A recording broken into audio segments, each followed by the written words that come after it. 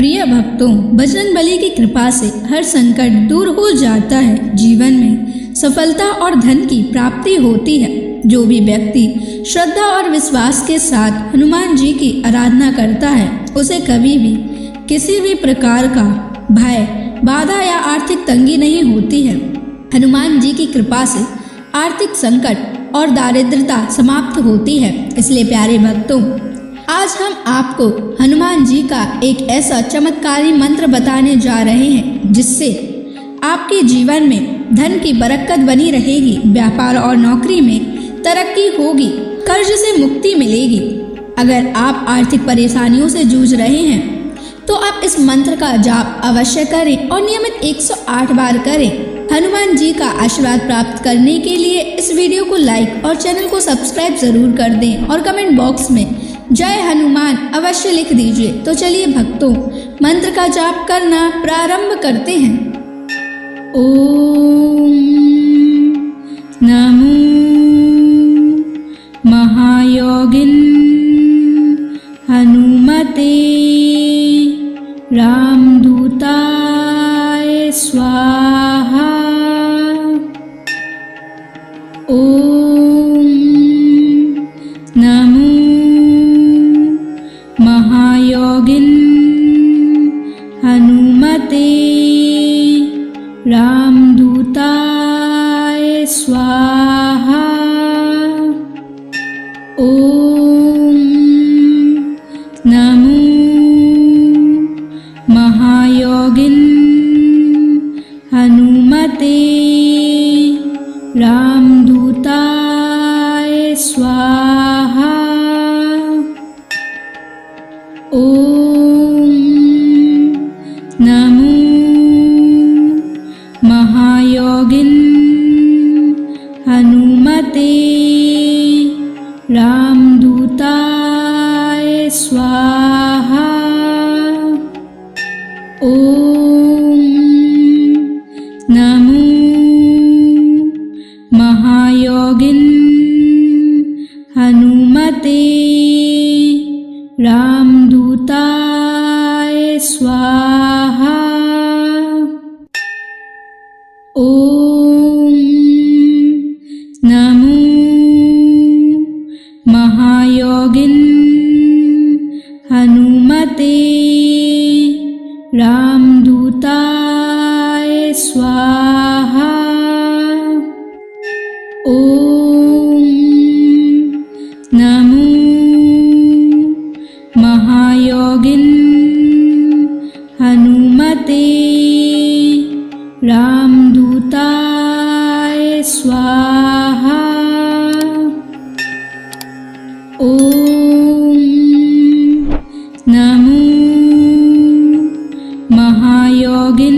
महायोगिन हनुमते रामदूताय स्वाहा। ओम नमो महायोगिन हनुमते रामदूताय स्वाहा। ओम नमो महायोगिन हनुमते रामदूताय स्वाहा। ओम नमो महायोगिन हनुमते रामदूताय स्वाहा। ओम नमो महायोगिन हनुमते रामदूताय स्वाहा। ओम नमो महायोगिन हनुमते रामदूताय स्वाहा। ओम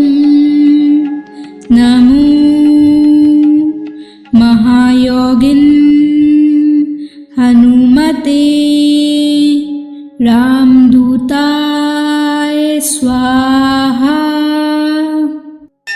ओम नमो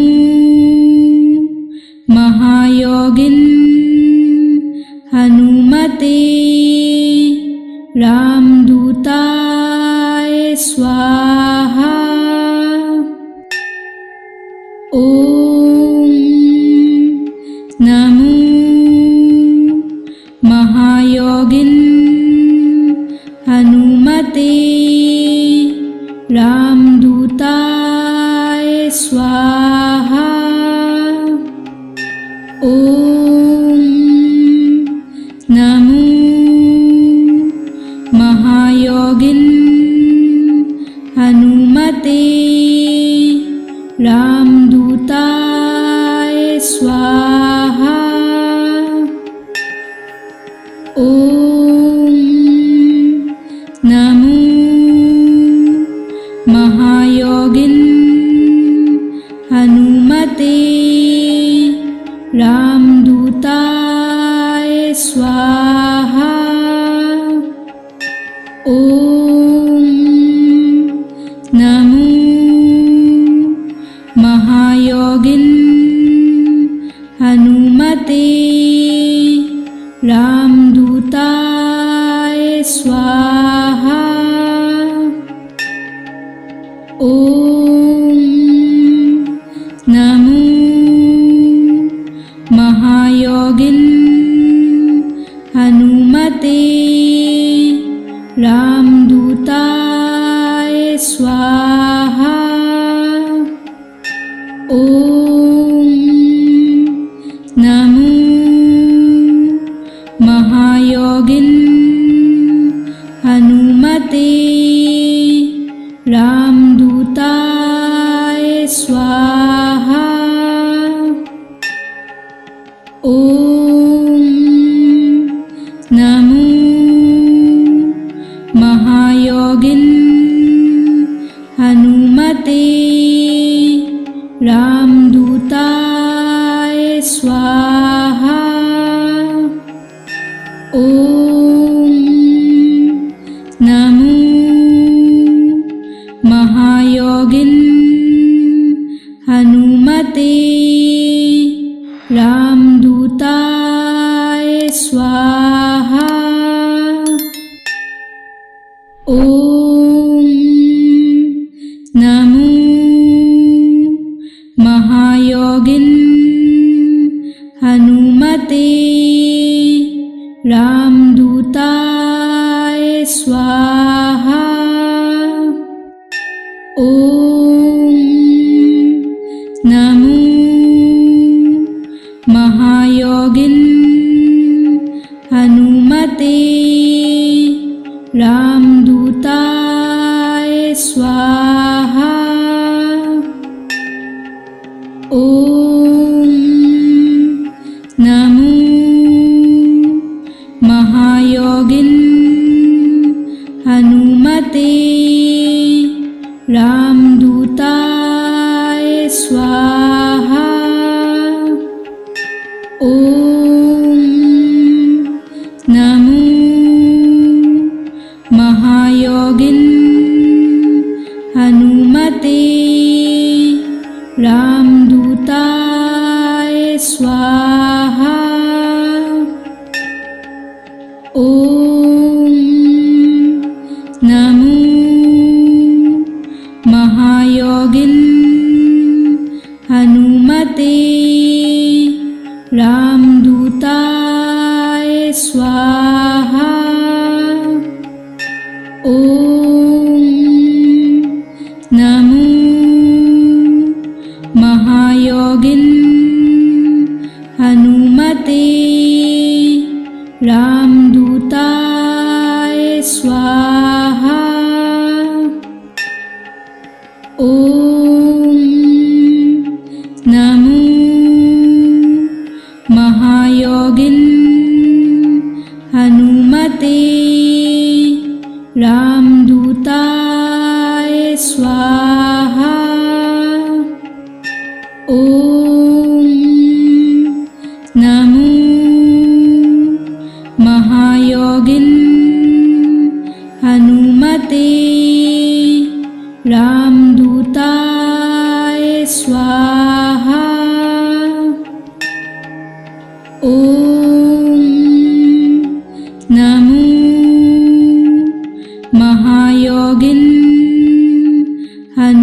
हनुमते रामदूताय स्वाहा।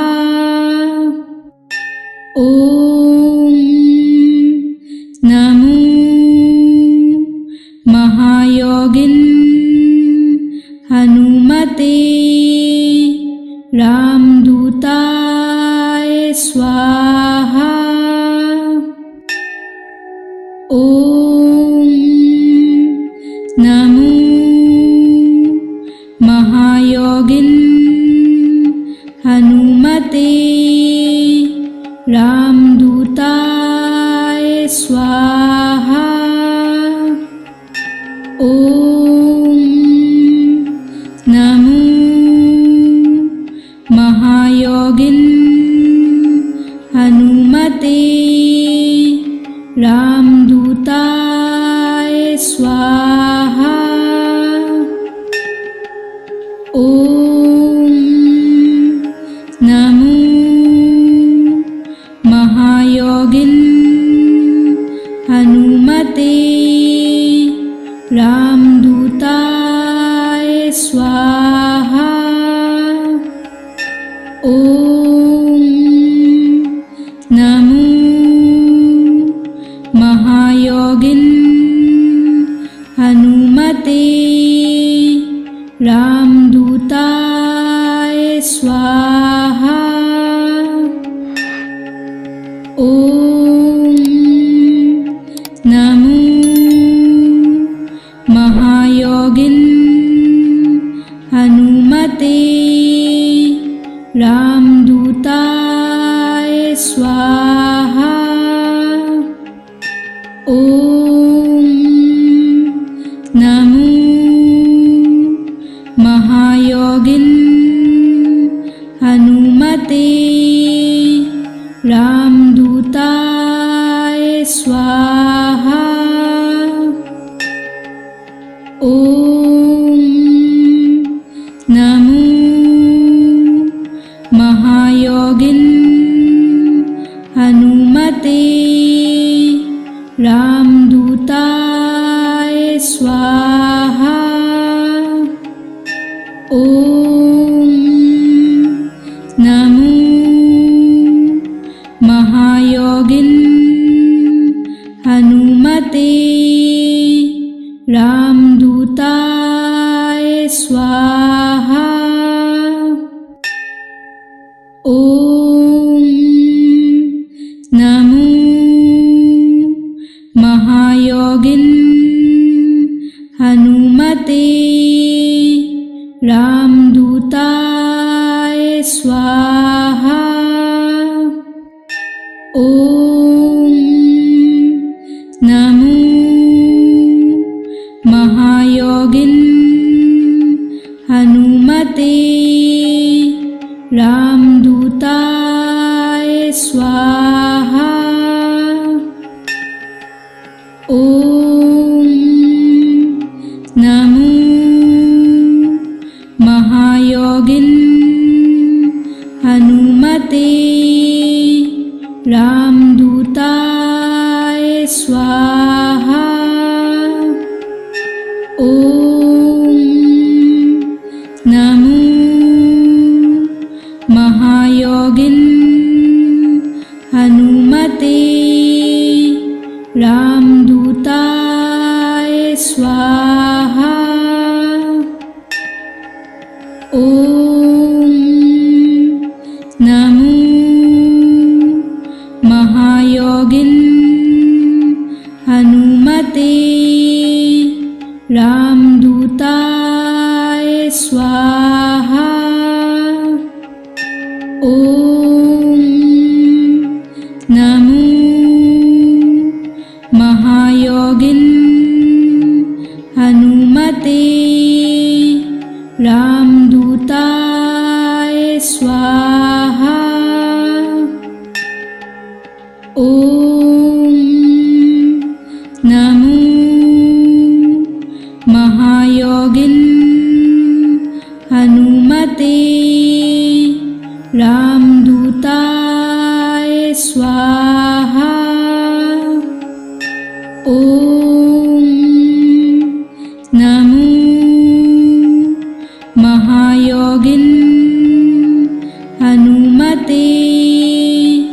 रामदूताय स्वाहा। ओम नमो महायोगिन हनुमते रामदूताय स्वाहा। ओम नमो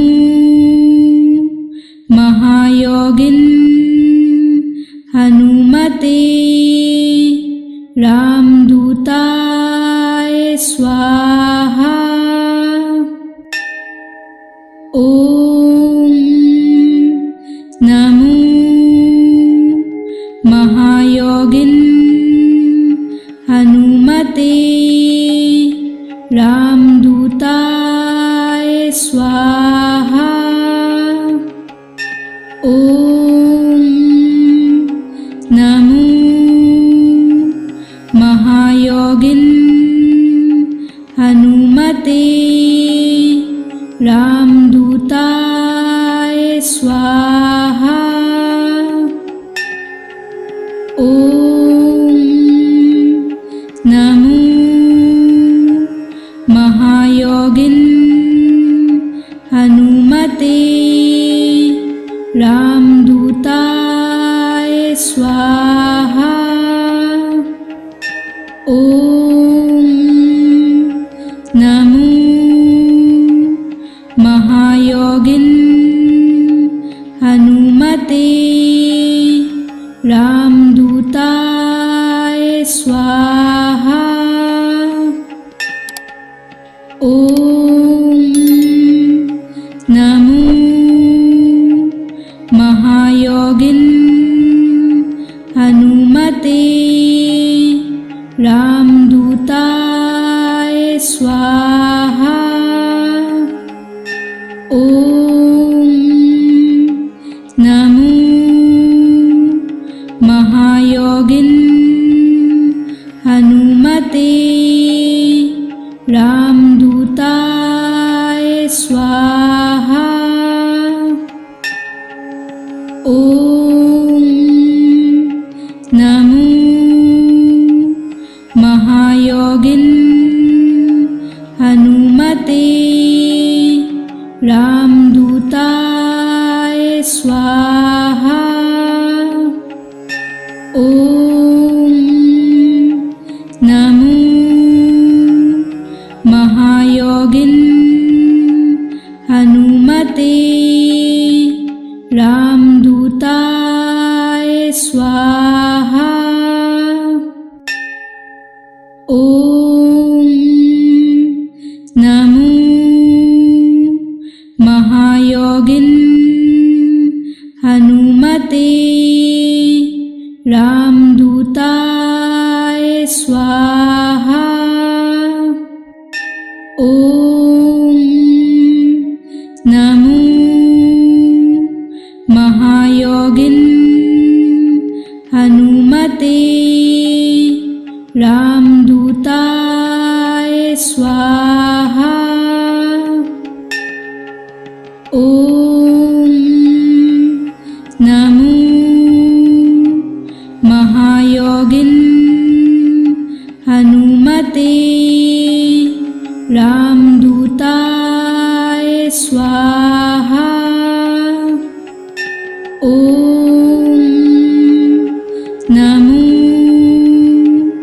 महायोगिन हनुमते रामदूताय स्वाहा। ओम नमो महायोगिन हनुमते रामदूताय स्वाहा।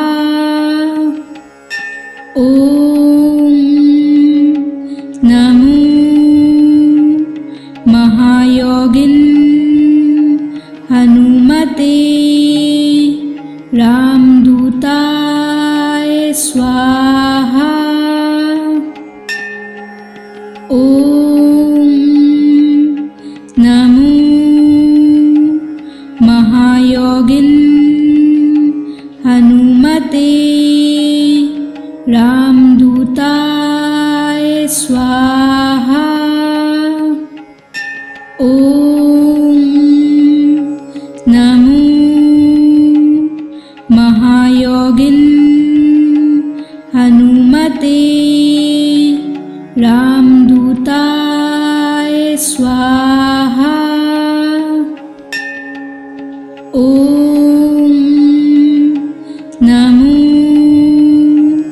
महायोगिन हनुमते रामदूताय स्वाहा। ओम नमो महायोगिन हनुमते रामदूताय स्वाहा। ओम नमो महायोगिन हनुमते रामदूताय स्वाहा। ओम नमो महायोगिन हनुमते रामदूताय स्वाहा। ओम नमो महायोगिन हनुमते रामदूताय स्वाहा। ओम नमो महायोगिन हनुमते रामदूताय स्वाहा।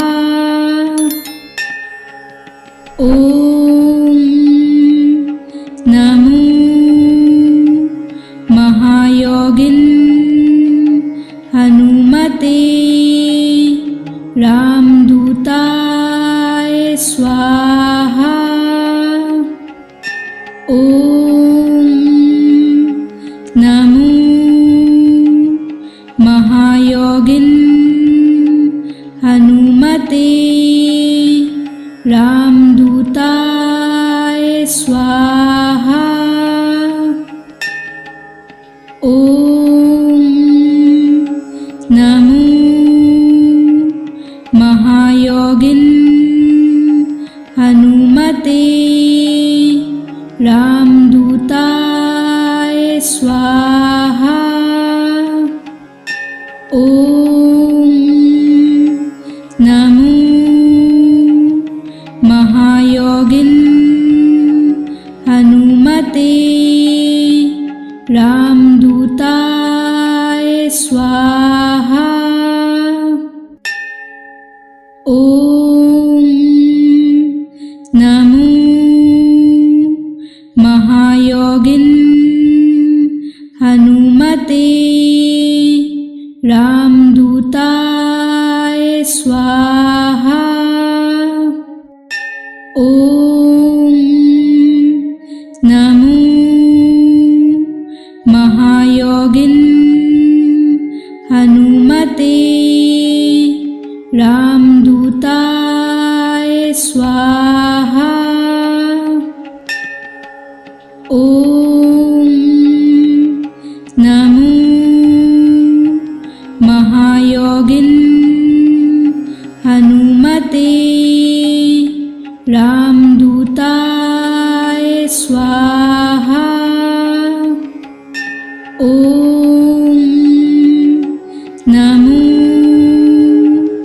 महायोगिन हनुमते रामदूताय स्वाहा। ओम नमो महायोगिन हनुमते रामदूताय स्वाहा। ॐ नमो महायोगिन हनुमते रामदूताय स्वाहा। ॐ नमो महायोगिन हनुमते रामदूताय स्वाहा। ॐ नमो महायोगिन हनुमते रामदूताय स्वाहा। ॐ नमो महायोगिन हनुमते रामदूताय स्वाहा। ॐ नमो महायोगिन हनुमते रामदूताय स्वाहा। ॐ नमो महायोगिन हनुमते रामदूताय स्वाहा। ॐ नमो महायोगिन हनुमते रामदूताय स्वाहा। ॐ नमो महायोगिन हनुमते रामदूताय स्वाहा। ॐ नमो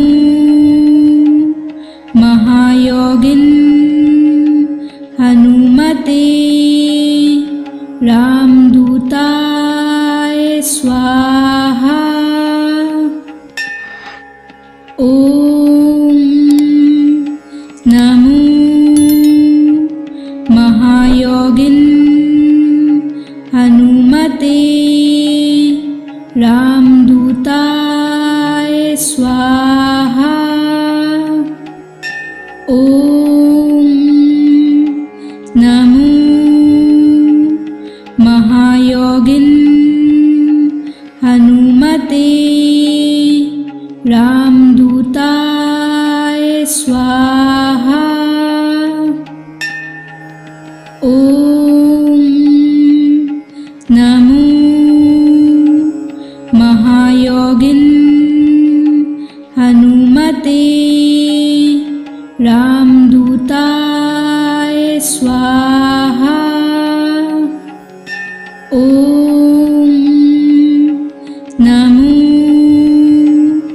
महायोगिन हनुमते रामदूताय स्वाहा। ॐ नमो महायोगिन हनुमते रामदूताय स्वाहा। ॐ नमो महायोगिन हनुमते रामदूताय स्वाहा। ॐ नमो महायोगिन हनुमते रामदूताय स्वाहा। ॐ नमो महायोगिन हनुमते रामदूताय स्वाहा। ओम नमो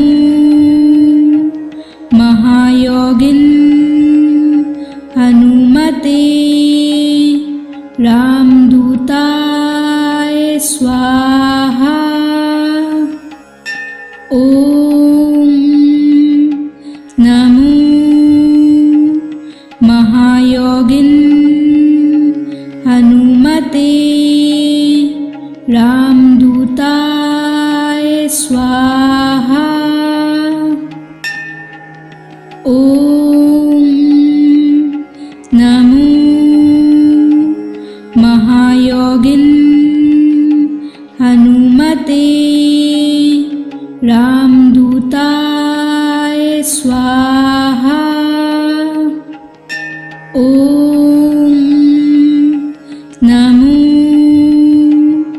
महायोगिन हनुमते रामदूताय स्वाहा। ओम नमो महायोगिन हनुमते रामदूताय स्वाहा। ओम नमो महायोगिन हनुमते रामदूताय स्वाहा। ओम नमो महायोगिन हनुमते रामदूताय स्वाहा। ओम नमो महायोगिन हनुमते रामदूताय स्वाहा। ओम नमो महायोगिन हनुमते रामदूताय स्वाहा। ओम नमो महायोगिन हनुमते रामदूताय स्वाहा।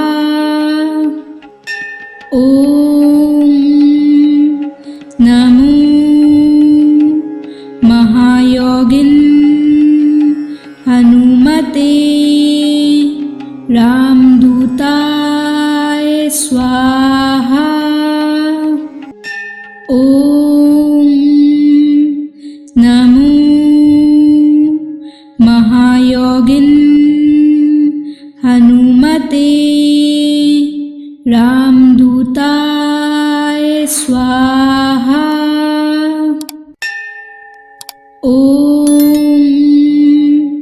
नमो महायोगिन हनुमते रामदूताय स्वाहा। ओम नमो महायोगिन हनुमते रामदूताय स्वाहा। ओम नमो महायोगिन हनुमते रामदूताय स्वाहा।